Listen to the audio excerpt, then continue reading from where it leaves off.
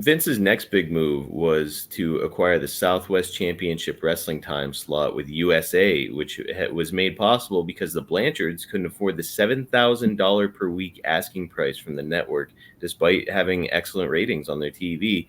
And the promotion would fold completely in 1985. Moves like this are ultimately what killed the territories. Did you see what wrestling was getting set to become as these smaller territories are being kind of devoured? Or were you still optimistic that business would just continue on as it always had in wrestling? Well, I did, I just, it took me a while to understand what was happening. That that Vince was basically taking over the country. You know, my my ace in the hole though was Japan. Mm-hmm. I didn't care. I mean, I could have said no to Vince, and I could have said no to Crockett, and I could have just like Japan, go to Japan, do my tour, go home for a couple of weeks, go back and do it again, and my pay, Mm-hmm. man. Um, Even in today's economy, $1,000 a day is a lot of money, Oh yeah. and that's what I was making. If I went on a 3 week tour, that's 21 days. That's 21 grand. And the other, again, because the reason I keep questioning myself is, and the other thing is, like, you can't get double taxed. You understand? Yeah. But according to the deal with Japan, Japan paid Japan paid Japan my tax. Okay. So basically, when I came back to the United States, I've already paid the tax in Japan, and they're not going to double tax you. So my tax in the United States is going to be lower than normal. But of course, what the United States doesn't know is that Japan paid my tax, so I didn't actually pay it. They did. Despite the fact that you're set up over there in Japan and you've got all these options, you are a second generation wrestler and you grew up in wrestling, you grew up in the territory system. So looking back on it now with perspective, uh, do you resent Vince's moves that put an end to the territories as you knew it, or do you respect the fact that he bet on himself and he won big time? Well, yeah, I respect that. I mean, okay, Marcus, I never in my wildest dream envisioned that one day I could walk into Walmart and see an action figure and it's me. Yeah. I mean, never. I mean, what Vince McMahon did, he took wrestling. I mean, wrestling back then, territory days, wrestling was kind of like a blue collar crowd form of entertainment.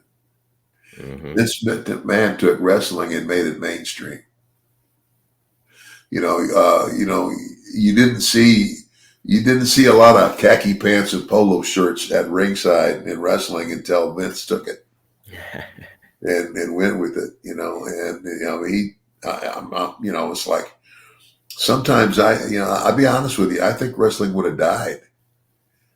I think it would have died because there was I mean, right now, I mean, think of how many things there are to, you know, different directions you can go in terms of entertainment.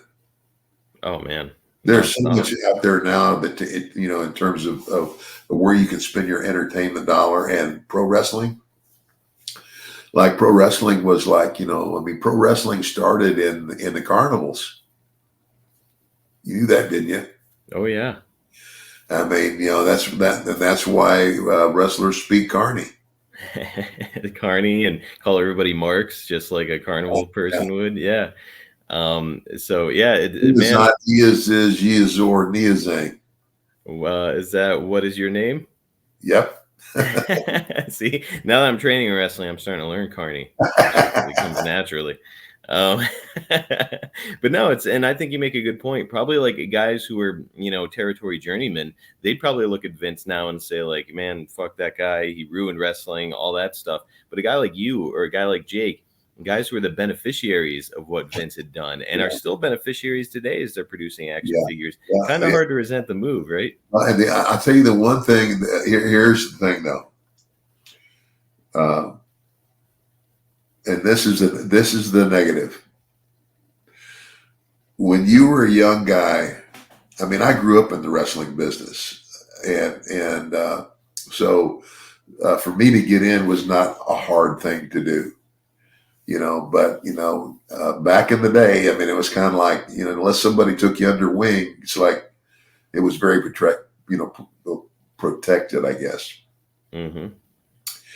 But the thing is that what went away was, in my opinion, the breeding ground disappeared. Mm-hmm. What better way to learn your trade than to do it every night in front of a live crowd? You're just you're not on the big shows. You're in all of the little towns on the first match until you get your feet wet, and they gradually advance you. But that's how we used to learn this business. Get in the ring and do it. Yep.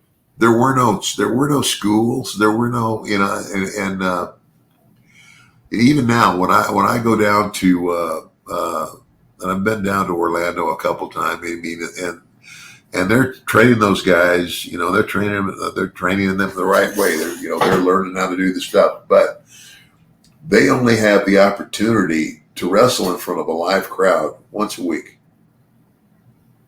I think. Yeah.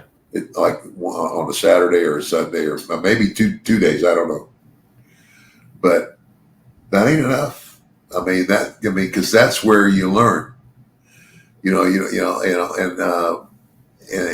with all the territories, a young guy could go. It's like, I started for Bill.